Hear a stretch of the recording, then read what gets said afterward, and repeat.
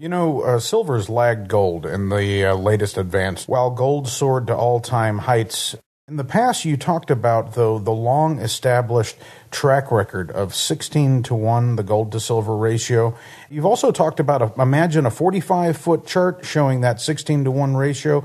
Only in the last 19 inches or so of that chart, this ratio went sky high and broke from that historic norm. What's going to bring this gold to silver ratio back into historical norms? Right now, the mainstream has really caught on to the gold story. I mean, I was asked to be interviewed a couple times on CNBC relative to gold. It's on Fox Business, and it was pretty much on the silver topic, which is kind of unusual. But gold's kind of hit mainstream. There's still central banks that buy and sell gold. I mean, as we all know, India purchased 200 million tons here recently. So gold is mainstream, and a lot more money goes into gold. Whereas silver, basically, since it was demonetized, there's no nation state really holding silver. You could argue there's some in India. It's not COMEX grade. It's diluted. It's not pure enough.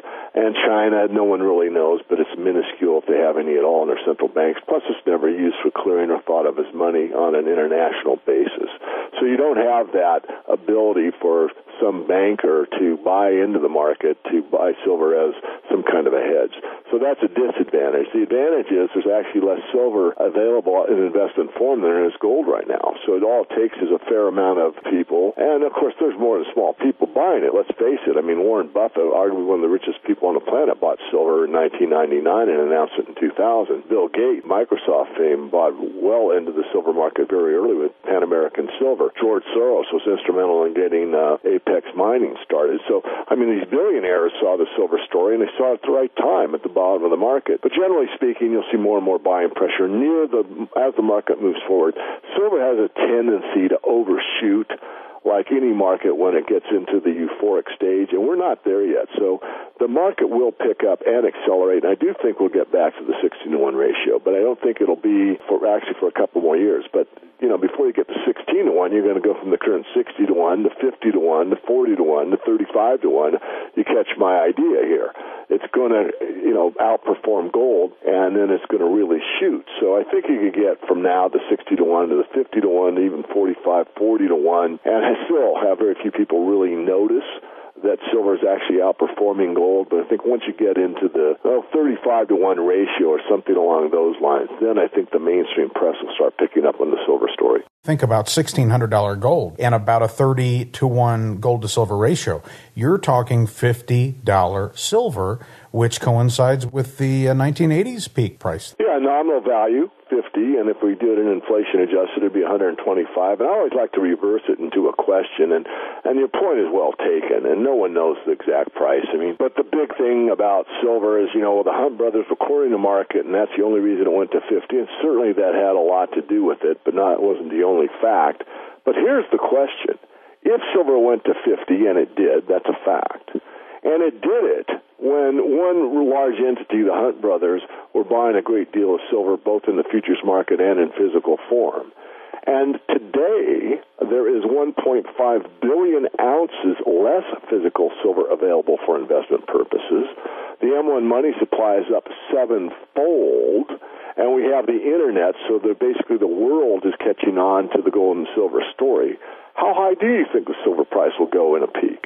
Exactly, and not to mention how easy it is to purchase gold and silver today as compared to just 20, 30 years ago. A couple of clicks of the mouse, and it's delivered insured from FedEx or UPS or even United Postal Service right to your front door with no risk. I mean, I'm sure you remember hearing stories of the Hunt brothers who had to have U.S. Marshals transfer their gold to the airport and things of that nature. So, times have really changed. That makes it more of a readily obtainable investment. You've pointed out that silver is the most useful precious metal from light switches, cell phones, computers.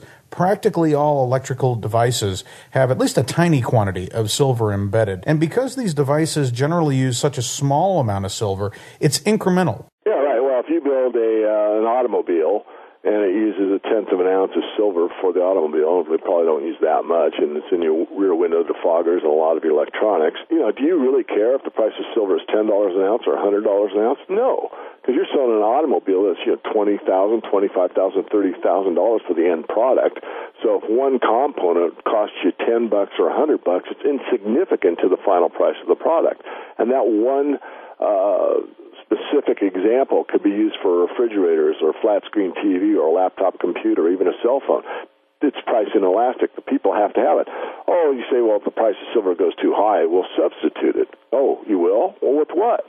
Platinum or palladium? They cost more. How about gold? It costs more. What about copper? Oh, copper costs less, but then you lose efficiency. Instead of having a cell phone that's reliable 98.8% of the time, you have a cell phone that's reliable only 90% of the time. Guess what? You're going to go out of business. So there is no substitute for silver in most applications. There are some, though, for example, mirrors. I mean, you could use aluminum and not get as good a reflection, and, of course, that could happen. But in most cases, there is no substitution for silver, so that's what makes it price inelastic. What do you think about the junk silver 90% coins? I hear that they can be found sometimes in bulk below spot price. Well, let me be consistent, and I try to remain so. I mean, what I've actually said is that for an initial investment, I think everyone should start with a junk bag. And once that's accomplished, then I favor bars. The reason I'm not real big on the junk bags is they're a bit cumbersome. They weigh 55 pounds, and they're, it's a canvas bank bag like when we were on a honest money system. It's a bit cumbersome. Bars are easy to stack and count and everything else, but a junk bag could be sold at a discount. Not always, but quite often. It's your best silver buy for several reasons. One, it's probably the cheapest. Secondly, in the worst-case scenario, you've got small units, which is what you want. You don't want to have to make a one-time investment decision and be right.